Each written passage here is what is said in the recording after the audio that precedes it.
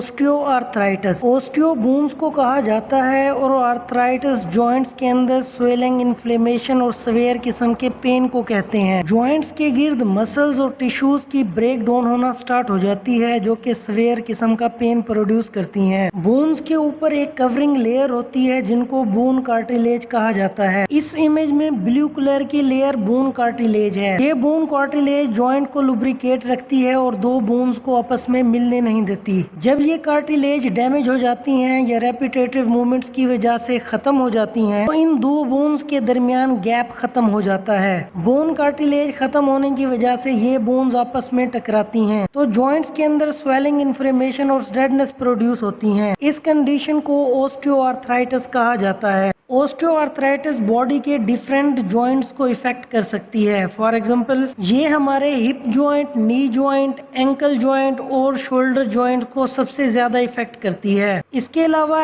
Elbow, wrist, finger और spine के joints को इफेक्ट करती है। ओस्टियोआर्थराइटिस के बेशुमार काजेज हो सकते हैं जिनमें age, gender, obesity, joint injury, abnormal posture, bad posture और जेनेटिक फैक्टर शामिल हैं। ओबेसिटी, ओवरवेट की वजह से ये जॉइंट को सबसे ज्यादा इफेक्ट करती है। ज्यादा वेट की वजह से ये जॉइंट कार्टिलेज डैमेज हो जाते हैं। जॉइंट इंजरी, बैड पोस्चर और जेनेटिक फैक्टर की वजह से ये डिजीज हो सकती है। Sign and symptoms of osteoarthritis. Joints के अंदर सवेयर किस्म का पेन प्रोड्यूस होता है। मॉर्निंग स्टिफनिंग हो सकती है, स्वेलिंग, इन्फ्लेमेशन हो सकती है। जॉइंट्स के अंदर क्रैकिंग साउंड प्रोड्यूस होती है, मसल्स वीक हो जाते हैं, जॉइंट्स अनस्टेबल और मसल पोस्चर पुअर हो जाता है। एक्सरे और एमआरआई की मदद से हम जॉइंट के क्लियर इमेज को देख सकते हैं और इस डिजीज को डायग्नोज कर सकते हैं। कुछ मेडिसिन के इस्तेमाल से हम ओस्टियोआर्थराइटिस को ट्रीट कर सकते हैं। एनाल्जेसिक मेडिसिन और सर्जरी के जरिए हम ओस्टियोआर्थराइटिस को ट्रीट कर सकते हैं। फिजियोथेरेपी एक बेस्ट ट्रीटमेंट ऑप्शन माना जाता है ओस्टियोआर्थराइटिस को ट्रीट करने के लिए। फिजिकल थेरेपी की मदद से जॉइंट की रेंज ऑफ मोशन को इम्प्रूव किया जाता है। पेन, फीवर और इन्फ्लेमेशन को कम करने के लिए एनाल्जेसिक मेडिसिन का इस्तेमाल किया जाता है। Non steroidal anti inflammatory medicine होती हैं। ब्रोफिन, फिनोब्रोफिन,